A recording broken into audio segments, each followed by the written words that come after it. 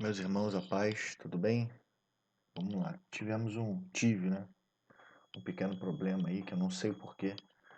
No vídeo anterior da nossa aula, é, a partir do 8º minuto, parece que não tem som. Eu dei uma conferida, realmente, não tem som. Eu fico lá falando, mas não entra, né? O áudio não é captado aí pelo programa do computador. Eu vou fazer novamente. Obviamente não vai ficar igual, né? Porque ele fui falando espontaneamente, mas eu acredito que a ideia vai ser passada. Beleza? Vamos lá, meus amados. Comecei falando com vocês sobre o capítulo 8 de Marcos, né? Como esse capítulo 8 ele vai nos mostrar algumas lições. Primeiro nós comparamos, começamos a falar sobre o milagre, né? Houve mais uma vez, o milagre da multiplicação de pães e peixes. E o contraste que eu destaquei foi, no versículo 2, Jesus fala: tenham compaixão dessa gente, porque já tem 3 dias e que eles estão comigo e não têm o que comer. Jesus fala também que se eles forem mandados para casa em jejum, eles desfalecerão pelo caminho, né? Alguns vieram de longe. O contraste vem no versículo 4. Mas os discípulos lhes responderam: como poderá alguém saciá-los de pão nesse deserto? Olha, meus amados, eles tinham visto há pouco uma multiplicação, né? Algo que Jesus fez do sobrenatural. Naquele momento, Jesus alimentou 5.000 almas, 5.000 homens. Aqui, eles duvidaram ainda, eles perguntam, mas como? Será? Como é que a gente vai arrumar pão nesse deserto? No primeiro milagre, eles indagam assim: Senhor, onde é que nós vamos arrumar 200 denários para comprar? Ainda tinha lugar, cidades em volta que eles pudessem comprar, né? Nessa cidade, nesse local especificamente, não tinham cidades por perto, era um lugar muito inóspito. E eles falam: de onde a gente vai tirar pão? E o que me chama muita atenção, é que eles andavam com Jesus, eles viam Jesus, eles ouviam Jesus, eles viam as proezas de Jesus e eles ainda foram nesse momento aqui especificamente pessimistas quanto à provisão que Jesus podia dar. Olha só que situação, né, meus amados? É coisa que nos faz refletir. Nós estamos com Jesus, nós andamos com Jesus, nós já vimos milagres que Jesus fez, mas quantas vezes nós somos pessimistas em relação às circunstâncias, né? Isso é um sinal. E Jesus ele pergunta: quantos pães você tem? Quer dizer, Jesus usa a própria provisão humana, ele pega aquilo que nós temos e através do que nós já temos, ele consegue multiplicar, fazer o sobrenatural acontecer.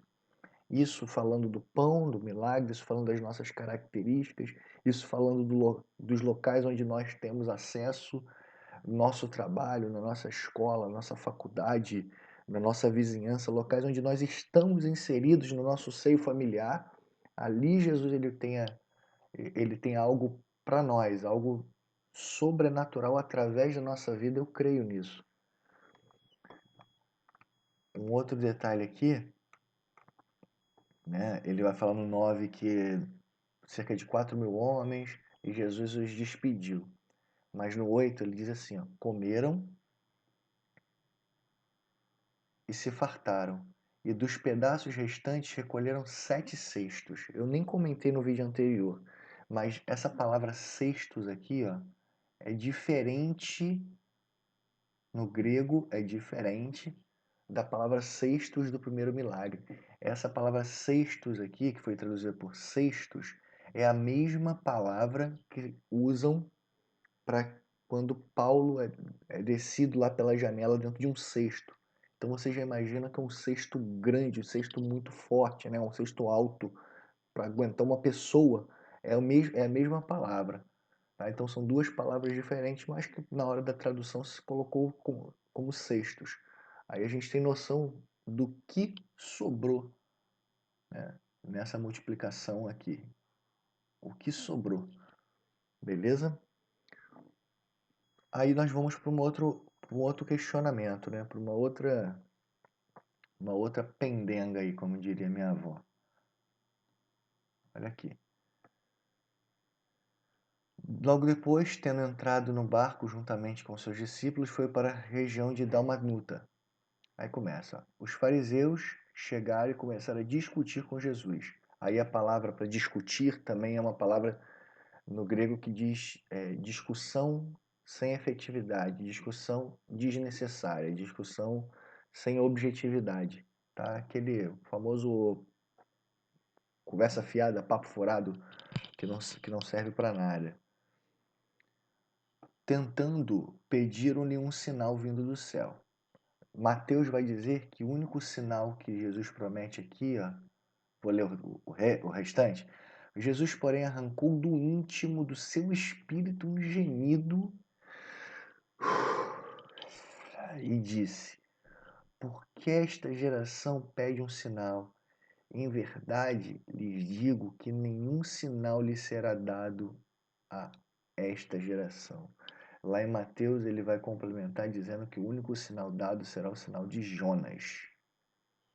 3 dias, né? 3 dias em que ele estaria morto e 3 dias que ele ressuscitaria. Quer dizer, Jesus ele pega o barco, atravessa, vai lá ter um pouco de paz, não tem paz e depois já deixa, tornou a embarcar e foi para o outro lado. Deixa eu só conferir, meus irmãos, ver se eu realmente estou gravando, né?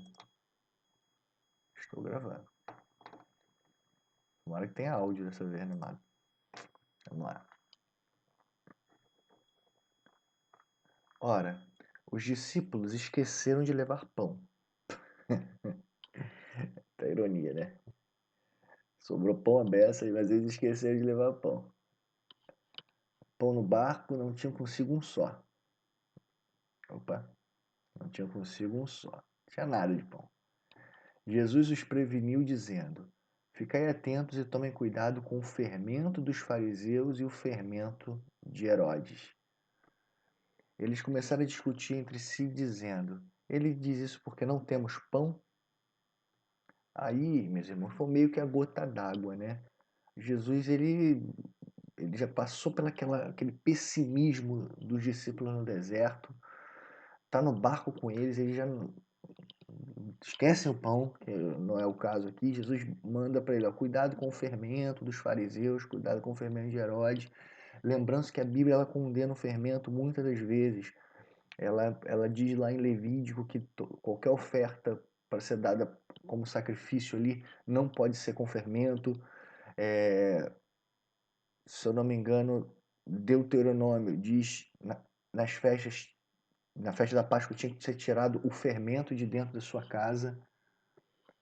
Depois, no Novo Testamento, o apóstolo Paulo vai comparar o fermento com heresias e eles perguntam pão. Aí Jesus, um pouco cansado dessa meninice, ele começa a fazer umas perguntas aqui que na verdade são perguntas sem resposta, né? Isso aqui eu acho que vocês até ouviram no outro áudio, mas eu vou fazer de novo.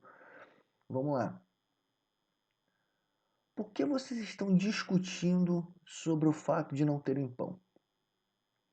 Vocês ainda não percebem nem compreendem? Têm o coração endurecido? Têm olhos e não, tendo olhos não veem? Tendo ouvidos não ouvem? Não se lembram quando eu parti os 5 pães para 5.000, quantos cestos cheios de pedaços recolheram? Aí eles conseguiram responder, né? A primeira aqui, ó, 12. Aí a sexta pergunta: e quando parti 7 pães para 4.000, quantos pedaços vocês recolheram? Aí eles conseguiram responder: 7. E Jesus disse: vocês ainda não compreendem? Meus amados, o que ele estava dizendo aqui com essa expressão fermento de fariseus e os fermento de Herodes. O fermento dos fariseus é a religião falsa, ó, é a falsa religião, a religiosidade endurecida. Herodes, o ceticismo. Então, quando nós ouvimos falar em fermento, fermento é a doutrina, uma doutrina falsa, uma doutrina hipócrita. Acabamos de ler os fariseus, eles tentando Jesus ali, eles pedirem um sinal para o mestre que já tinha feito milagres à vista de todos, de todos. Era uma forma de afrontar, uma forma de querer humilhá-lo, falar assim, você fez isso, mas não vi nada demais, faça outro, como se eles fossem os donos da verdade. Não, meus amados. Então, quando Jesus fala para os discípulos, ele está falando para a gente, cuidado com o fermento, cuidado com a falsa doutrina, cuidado com a falsa religião, a religiosidade, cuidado com o ceticismo, porque tão ruim quanto ser um religioso falso é ser um cético, não acreditar em nada, ser um cara achar que é acima do bem e do mal. Cuidado, é isso que ele disse para os discípulos naquele momento. É por isso que eu intitulei essa lição, que são as exigências, né, que Deus faz aos seus discípulos. São essas exigências. Olha como a gente está aprendendo com os discípulos. Olha o que eles fizeram, mesmo andando com o mestre. Olha o que eles estavam fazendo de errado. Tantas coisas. E Jesus ele dá várias lições e eles não foram capazes de aprender naquele momento. Por isso que Jesus é tão duro, tão duro. Pergunta, vocês estão vendo as coisas acontecerem, mas não enxergam. Vocês ouvem as minhas palavras, mas não guardam no coração, não adianta, não tem ouvidos e não escutam. Esse é o detalhe. Aí Jesus joga mesmo, a expressão do popular, joga na cara. Pô, vocês viram, cara, será que eu realmente estou preocupado com pão? Irmãos, é inadmissível, eles estavam no deserto, eles viram o primeiro milagre, eles viram o segundo, eles chegaram no barco, ainda estavam lá incrédulos, pessimistas. E Jesus, será que vocês viram quantos sobraram da primeira multiplicação? Quantos sobraram da segunda? Realmente, será que eu estou preocupado com pão? E aí acaba com acaba com essa indagação de Jesus, né? Vocês ainda não compreendem. Então, chegando em Betsaida, eles trouxeram um cego e pediram a Jesus que tocasse nele. Jesus pegou pela mão, aqui esse contexto ele vai mostrar, né? Tem uma coisa até muito estranha, né? Aqui, ó. Deixa eu mudar a cor da minha caneta aqui. Ó, cuspiu nos olhos do homem. No deserto, naquela época, no Velho Oriente, ele sofreu muito de cegueira, né? Muito por conta do sol. O sol, sim, a incidência solar é muito forte, ainda é, né? Muito forte. E também pela falta de higiene, né? Muita poeira, coisa e tal. Com o tempo eles iam ficando cegos. E eles acreditavam mesmo que a saliva, que o cuspe, né? Era um remédio. Não sei se curou alguém isso, né? Eu acredito que só esse caso aí mesmo, mas eles acreditavam, era uma crendice popular. E Jesus foi lá e curou, usou. Mas no primeiro momento vocês veem que ele ainda estava com a visão nublada, né? Como se tivesse uma catarata ali. Eu vejo vultos, eu vejo pessoas como árvores, quer dizer, são disformes. E depois Jesus, sem o remédio popular, ele vai lá, impôs a mão e o homem recupera a sua visão. Aqui, o porquê Jesus fez isso é algo que para mim ainda é um mistério. Mas espiritualmente, nós podemos associar três coisas. Quando nós não conhecemos nada de Jesus, nós somos completamente cegos. No momento em que vivemos agora, no momento em que vivemos com Cristo já no nosso coração, com a certeza da nossa salvação nele, nossa visão é míope, ainda é torpe. Nós enxergamos, nós vemos o mundo, mas de uma maneira torpe. Mas quando chegarmos na glória com Ele, os nossos olhos vão estar completamente abertos, nós vamos contemplar. Hoje nós vivemos de vultos, nós acreditamos que nossa visão vai muito além do que nós enxergamos de fato. Mas lá nossos olhos vão estar totalmente abertos. Nós vamos poder ver a glória de Cristo, nós vamos poder estar glorificando a Ele no lugar onde Ele quer que nós estejamos, né? Para toda a eternidade. Vamos lá. No 25 ele diz que o homem distinguia tudo de modo perfeito. Eu creio que na glória nós estaremos distinguindo tudo de modo perfeito. Mas ele adverte assim, ó, não entre na aldeia. Curioso, né? Normalmente ele fala assim, falou pro endemoniado gadareno, né? Vai lá e fala pros teus parentes. Aqui ele fala assim, não entre na aldeia. Vamos lá. A partir do 27, mais uma lição que nós vamos aprender com os discípulos. Ó. Então Jesus e os discípulos foram para as aldeias de Cesareia de Filipe. No caminho perguntou-lhe: Quem os outros dizem que eu sou? Aí os discípulos responderam: Uns dizem que é João Batista, outros dizem que é Elias, e ainda outros dizem que é um dos profetas. Ninguém aqui, segundo os discípulos, ninguém aqui dizendo que ele era o Messias, o Deus encarnado na Terra, para mostrar para a gente o caminho a seguirmos, né? Aí Jesus pergunta: E vocês? Quem dizem que sou? Pedro lhes disse: O Senhor é o Cristo. Então Jesus os advertiu que a ninguém dissesse tal coisa a seu respeito. Lá em Mateus, no texto paralelo a esse, Jesus vai dizer que o Pai que iluminou aí, o Pai que revelou a Pedro isso. Então, uma coisa boa. Aí Jesus começa, a partir aqui do verso 31, ele começa a mostrar as exigências, os requisitos, vamos dizer assim, né, os requisitos de Deus para o Messias. Ele vai dizer, Jesus começou a ensinar a dizer que era necessário que o Filho do Homem, o Messias aqui, sofresse muitas coisas, fosse rejeitado pelos anciãos, pelos principais sacerdotes e pelos escribas, fosse morto e que depois de 3 dias ressuscitasse. Isso ele expunha claramente. Estava tudo bem, né? Pedro tinha dado uma declaração ali linda, os apóstolos, os discípulos todos juntos ali, uma coisa linda. Mas olha Pedro. Então Pedro, chamando-o à parte, começou a repreendê-lo. Jesus, voltando-se e vendo os seus discípulos, repreendeu Pedro e disse: Saia da minha frente, Satanás, porque você não leva em consideração as coisas de Deus, e sim a dos homens.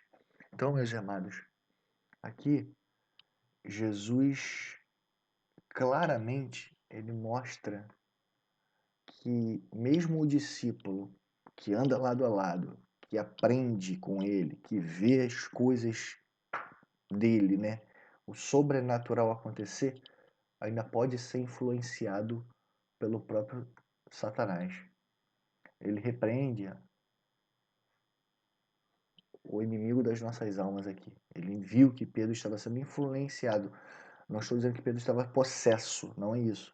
Mas que Pedro devia estar ouvindo aquela vozinha ali, deu lugar àquela voz, né? A carne ali falou um pouco mais alto. E Pedro foi ousado, né? E Pedro, no 32 diz assim, Pedro chamou a parte e começou a repreender Jesus. Senhor, tá doido? Vai morrer?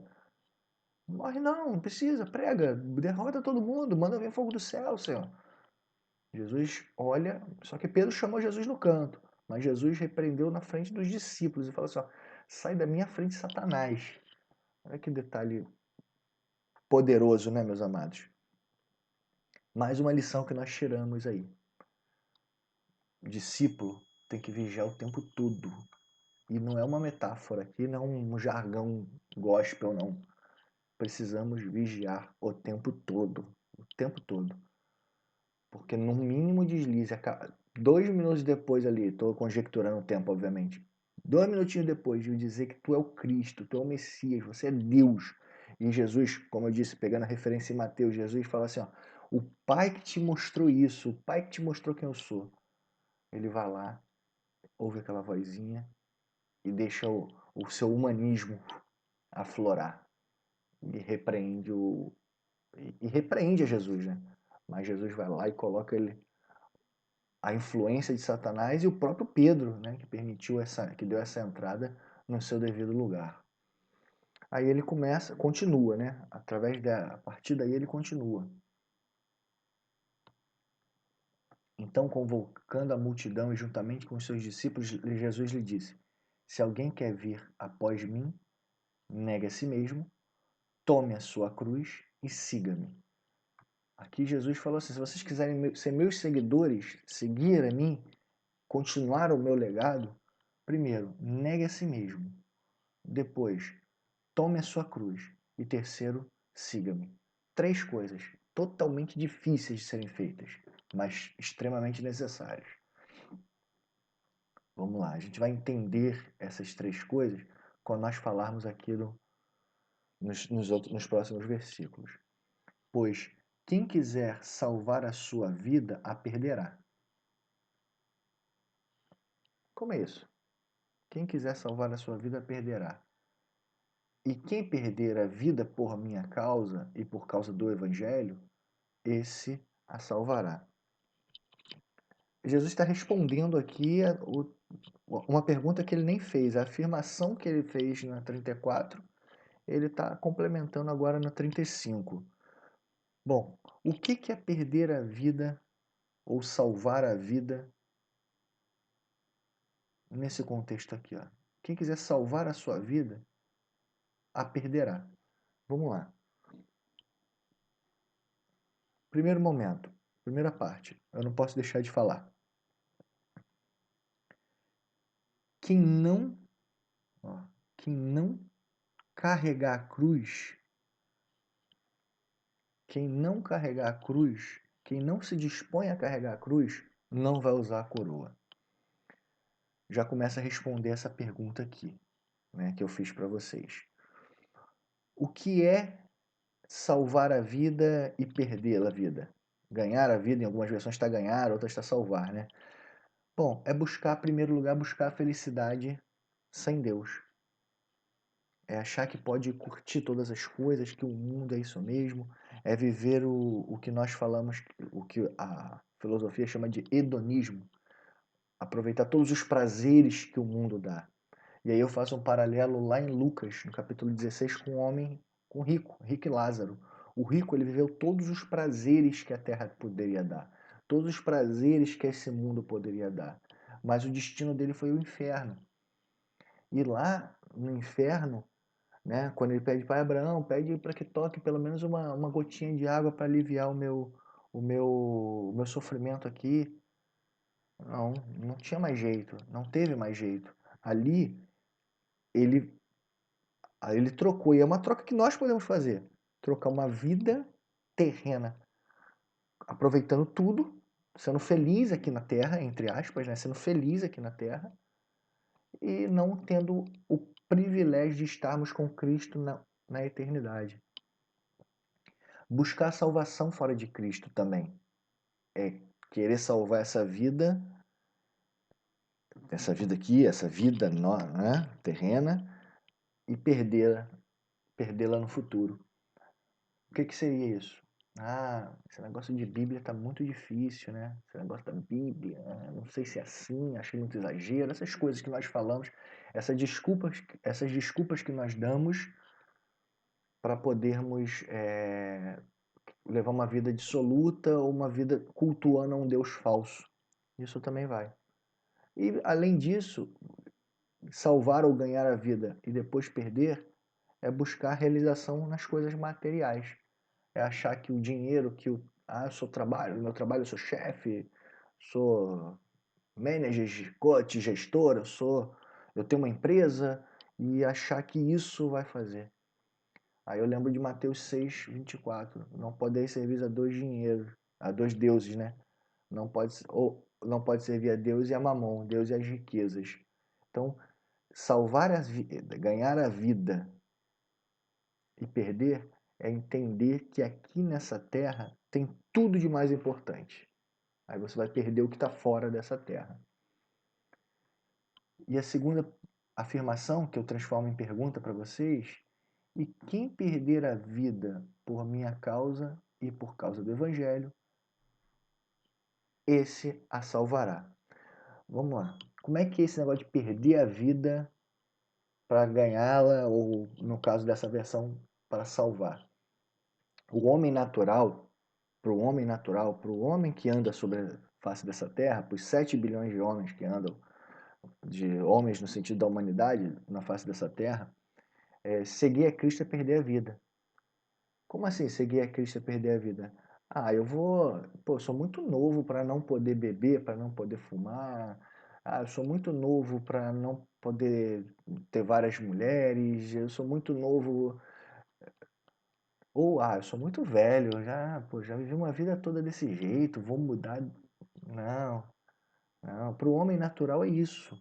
Para o homem natural, seguir a Cristo, seguir a doutrina bíblica, seguir isso é perder, é jogar uma vida fora.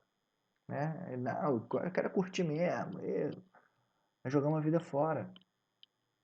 Para o homem natural também, renunciar às coisas do agora em troca de bem-aventuranças que vão vir que supostamente, para eles, né? Nós temos certeza disso, mas que supostamente só vem no porvir, num futuro que eu nem sei se vai chegar, é perder a vida.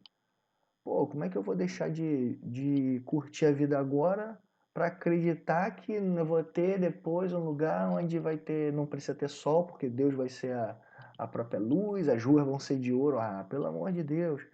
É isso que o homem natural faz. Ele acredita que tudo tá aqui, tem que aproveitar tudo aqui, porque ainda usa um ditado popular que diz assim, ó, o amanhã o Deus pertence, então tem que curtir hoje. Não é isso? Aí Jesus faz uma pergunta, aqui no versículo 36.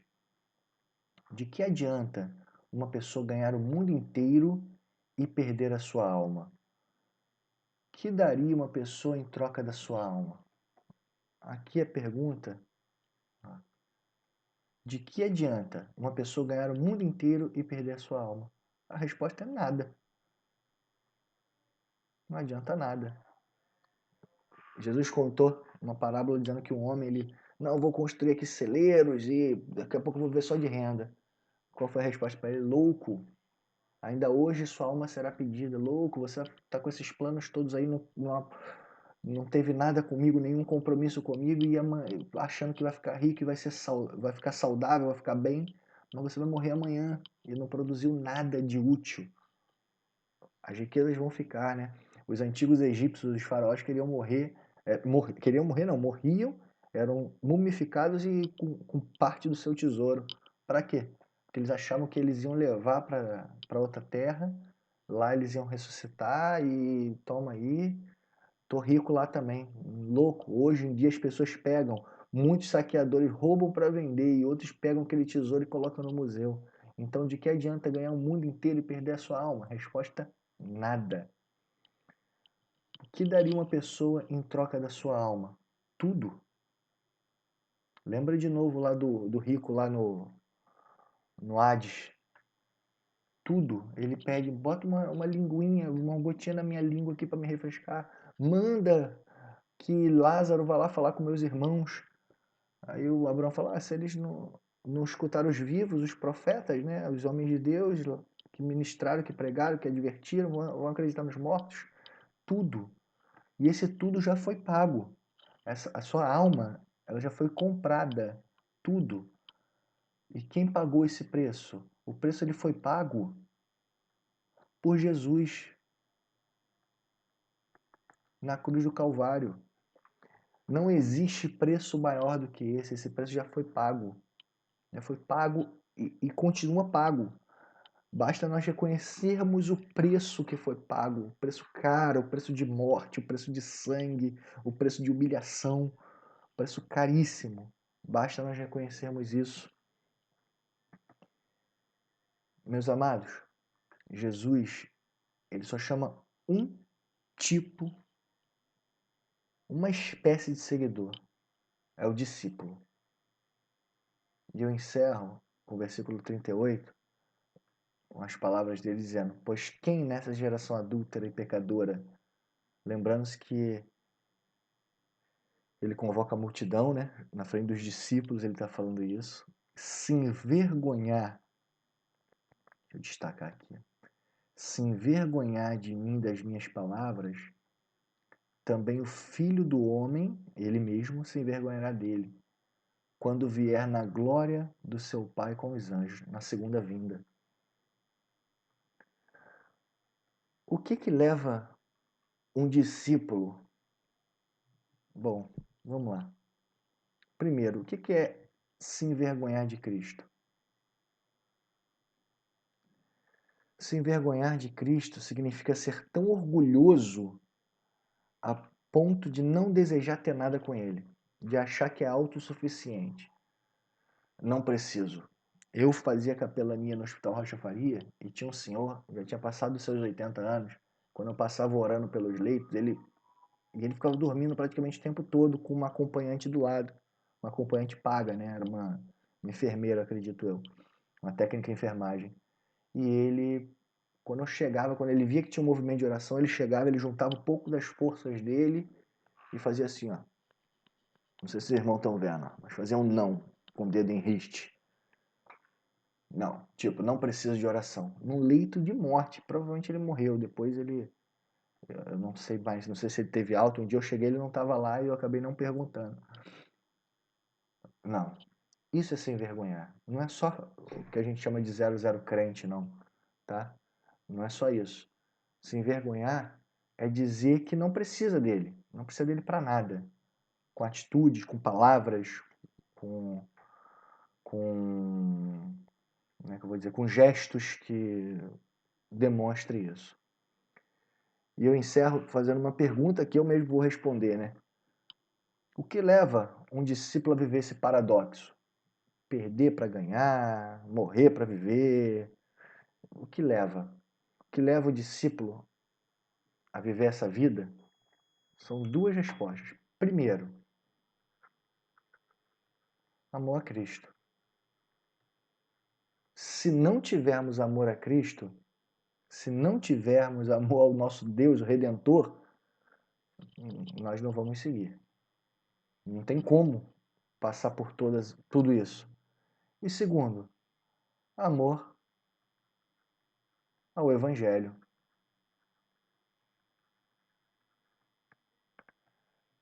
Essa palavra tão linda, tão maravilhosa, tão poderosa, que nos motiva a levarmos ela para todos os lugares.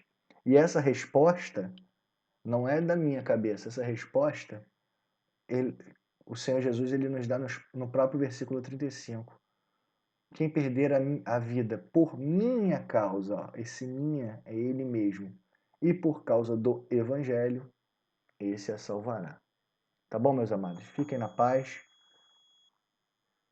Deus os abençoe.